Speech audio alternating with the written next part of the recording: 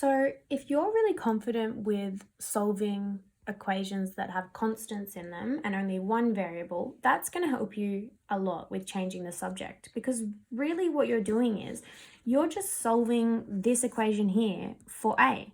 So you're just imagining that all these other variables, the v, the u, and the t, that they're all just numbers, and you're just treating it how you would any other equation, and you're performing inverse operations to isolate A and to get A by itself.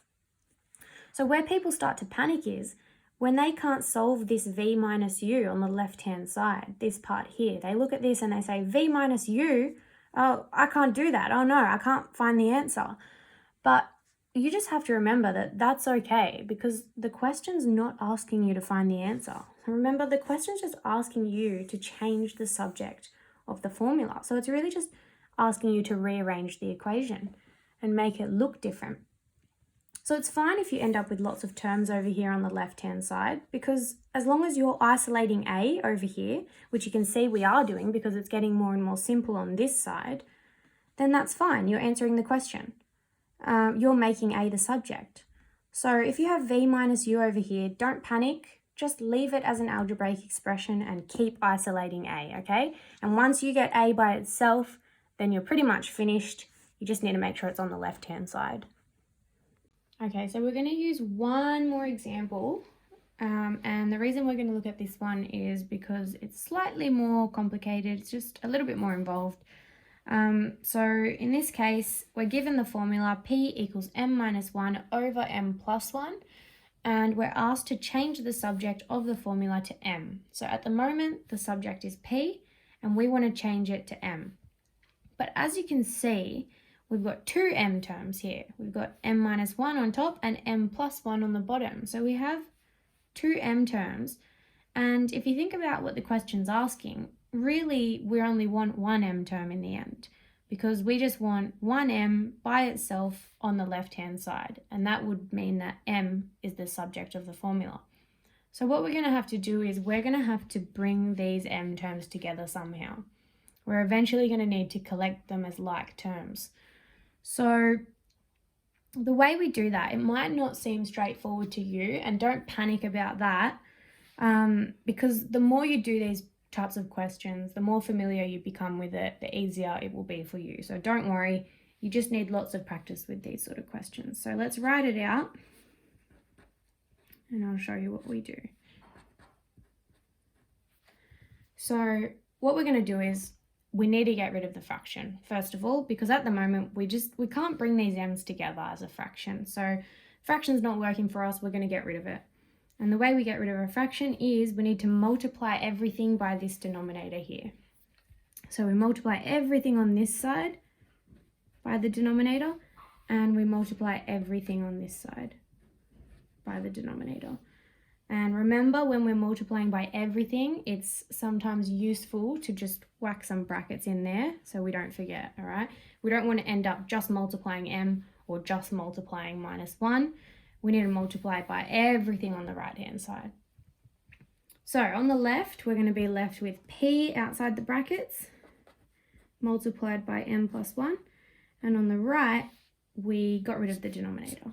So we're just left with m minus 1. Okay, so we don't have the fraction anymore. That's good, but at the moment we still can't bring the m's together. They're on different sides.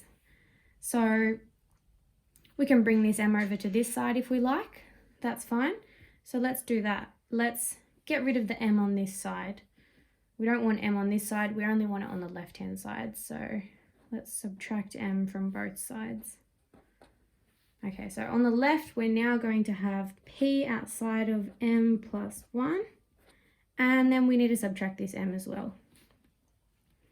And on the right-hand side, we got rid of the m. That's why we did it. So we're just left with minus 1. Now, we still can't bring the m's together because this m is inside brackets. So let's get this m outside of the brackets. So how do we get it out? We just need to expand the brackets. So p times m, p times 1. Now remember, your end goal is to bring these m's together so you've only got one m, and then you want to get m by itself. So we're still working on getting those m's together. We only want one m term. So let's expand. P times m is pm.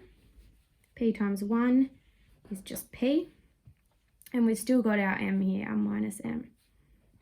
And on the right, we've still got minus 1 because we didn't actually change anything on the left. We just factorized, so we just wrote it in another way. This expression here is exactly the same as this expression here. So we didn't actually take anything away or add anything. We didn't change anything on the left-hand side, so we don't have to change anything on the right-hand side.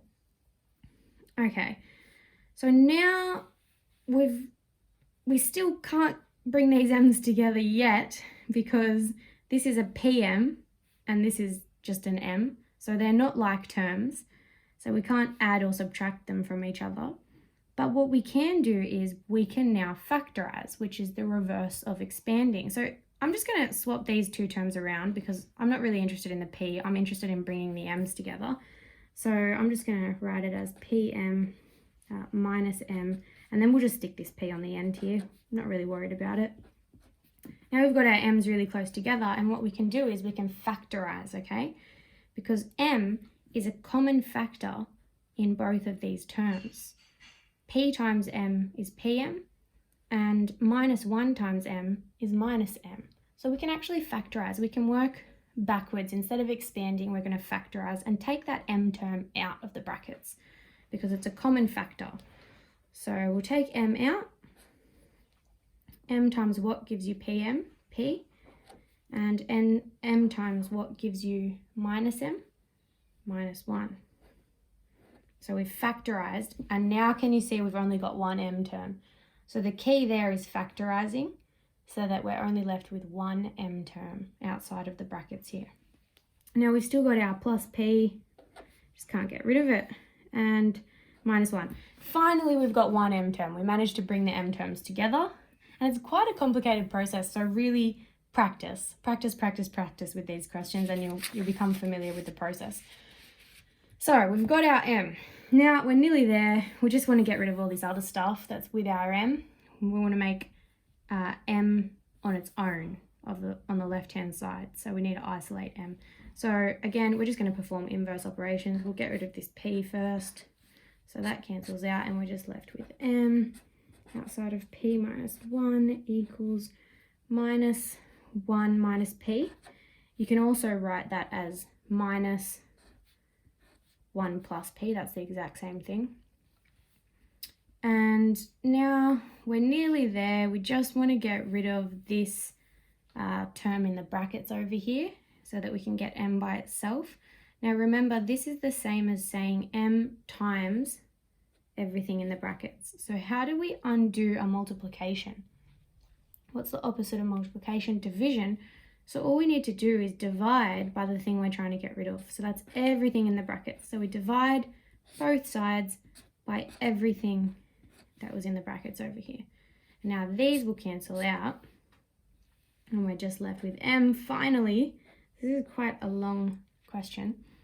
And then on the right hand side, we're left with minus 1 plus p over p minus 1, but in your textbook this example is actually written as, they've brought this minus down to the bottom instead, so it's written as 1 plus p over minus p minus 1, but then they expanded this, so it's written as 1 plus p over minus p plus 1, or 1 minus p. So this is what's written in the textbook. You can write it lots of, honestly, this is fine. You can leave it like this, but in the textbook, just so you know that it's the same thing, it's the same thing as 1 plus p over 1 minus p.